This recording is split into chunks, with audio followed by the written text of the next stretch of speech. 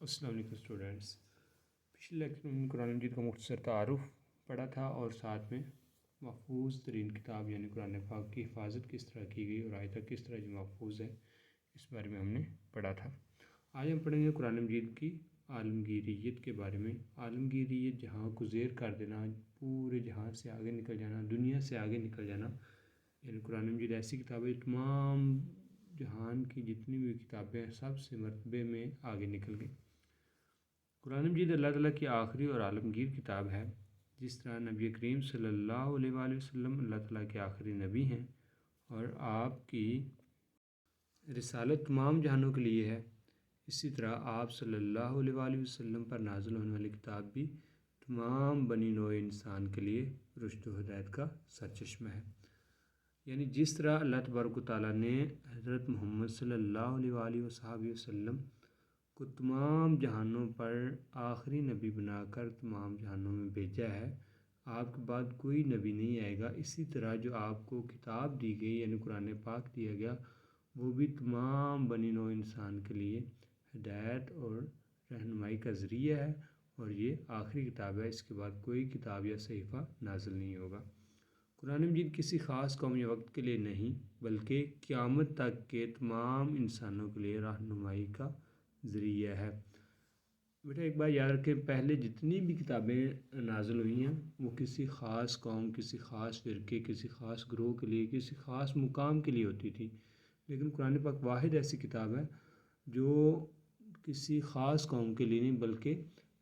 حضور صلی اللہ علیہ وسلم یا نزول قرآن سے لے کر آج تک یا قیامت تک کے لیے جتنے بھی بنی نوع انسان ہوں گے سب کے لیے اس میں رہنمائی موجود ہے، اور اس پر عمل کر کے انسان کامیابی کی طرف جا سکتا ہے۔ اگلا ٹاپک ہے عہد رسالت کی۔ عہد رسالت میں جمع و تدوین قرآن مجید یعنی رسول پاک صلی اللہ علیہ وسلم کے دور میں قرآن پاک کو کس طرح جمع کیا گیا اور اس کو کس طرح کتابی شکل دی گئی یا مدون کیا گیا، ترتیب دیا گیا کس طرح، اس بارے میں اس ٹاپک میں ہم پڑھیں گے۔ نبی کریم صلی اللہ علیہ وآلہ وسلم کی حیات طیبہ میں ہی اکثر صحابہ کرام کو قرآن مجید زبانی یاد تھا۔ نبی کریم صلی اللہ علیہ وآلہ وسلم قرآن مجید کے نزول کے وقت فوراً بعد قرآنی آیات کو لکھوانے کا خصوصی اہتمام فرماتے تھے۔ نبی کریم صلی اللہ علیہ وآلہ وسلم کی حیات طیبہ میں ہی مکمل قرآن مجید لکھا جا چکا تھا۔ قرآن مجید کو محفوظ کرنے کے دو ہی طریقے تھے، یا تو اس کو یاد کر لیا جائے،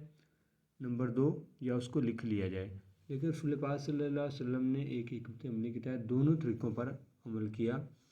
کہ ایک تو صحابہ کرام جیسے کوئی آیت یاد نازل ہوتی تو صحابہ کرام رضی اللہ تعالیٰ عنہ کو حضور یاد کروا دیتے تھے، اور دوسرا ایک لکھوانے کا بھی اہتمام فرماتے تھے۔ کاتب وحی آگے آئیں گے حضرت زید بن ثابت، جیسے کہ وحی نازل ہوتی تھی تو آپ فوراً لکھ لیتے تھے۔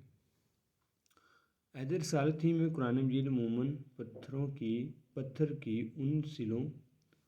چمڑے، کھجور کی چھال، اونٹ کی شانے کی ایسی ہڈیوں پر لکھا جاتا تھا جو خاص اسی مقصد کے لیے تیار کی جاتی تھی۔ یعنی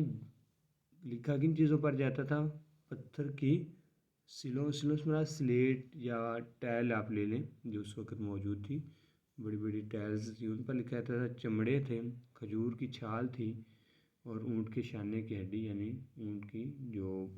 ٹانگ کی ہڈی تھی، جو اسی مقصد کے لیے تیار کیا جاتا تھا،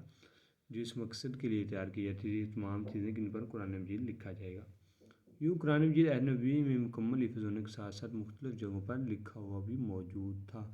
یعنی کہ ایسا نہیں ہے کہ صرف یاد تھا بلکہ مختلف جگہوں پر قرآن مجید لکھا بھی جا چکا تھا۔ تو اسٹوڈنٹ اگلا ٹاپک ہے عہد صحابہ کرام میں جمع و تدوین قرآن مجید،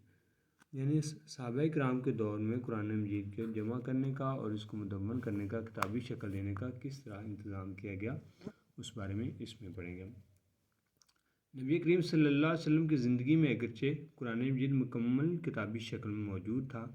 تاہم حکومتی سرپرستی میں قرآن مجید کی نشر و اشاعت کا آغاز نہیں ہوا تھا۔ قرآن پاک مکمل لکھا تو جا چکا تھا رسول پاک صلی اللہ علیہ وسلم کی زندگی میں،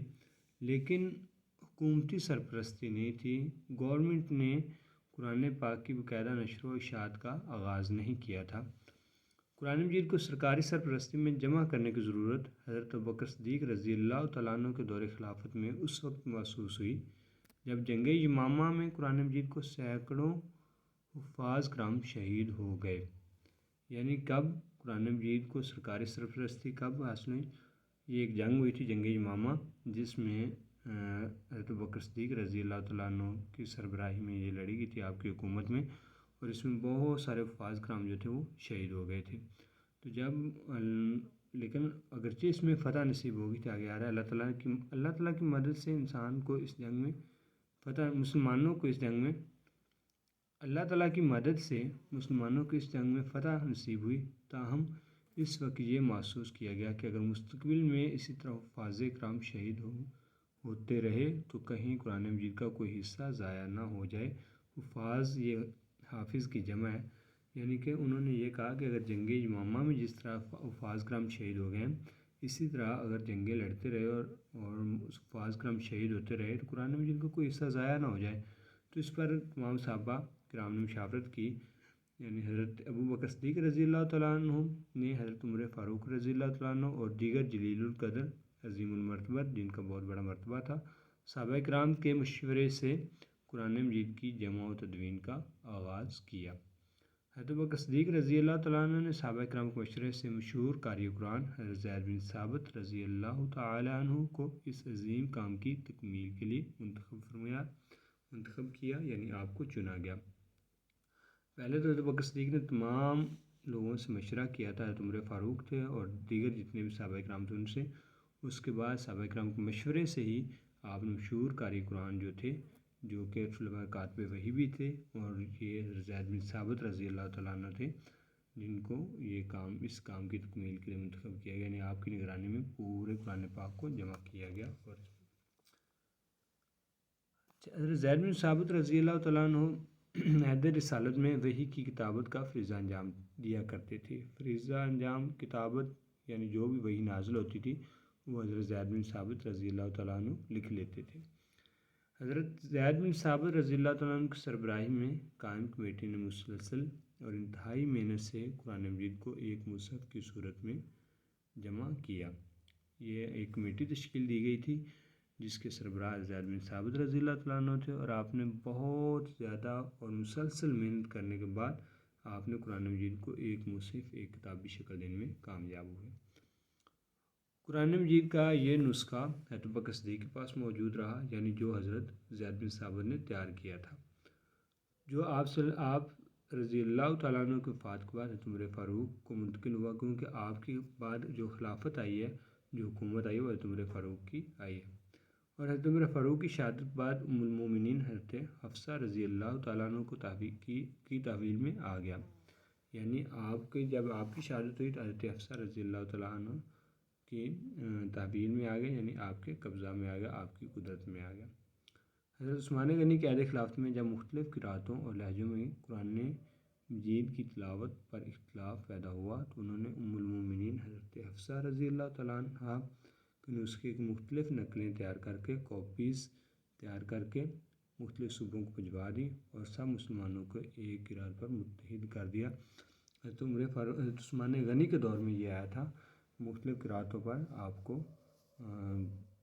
مشکلات کا سامنا کرنا پڑا کہہ لیں، یا قرأتوں پر اختلاف ہو گیا، لہجوں میں اختلاف ہو گیا، کیونکہ اسلام حضرت عمر فاروق کے دور میں کافی دور تک پھیل چکا تھا۔ اس کے بعد عثمان غنی کا دور آیا تو اس میں اسلام نے مزید جو فتوحات کی تو اس وقت اختلافات پیدا ہوئے۔ اجمیوں میں جیسے اسلام آیا تو قرآن پاک پڑھنے میں مشکلات بھی آئیں، تو اس وجہ سے یہ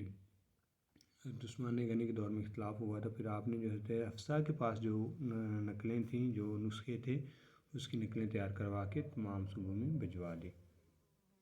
آج کے لیے اتنا ہی، کل انشاءاللہ ہم اس کی ایکسرسائز کریں گے۔ اللہ حافظ۔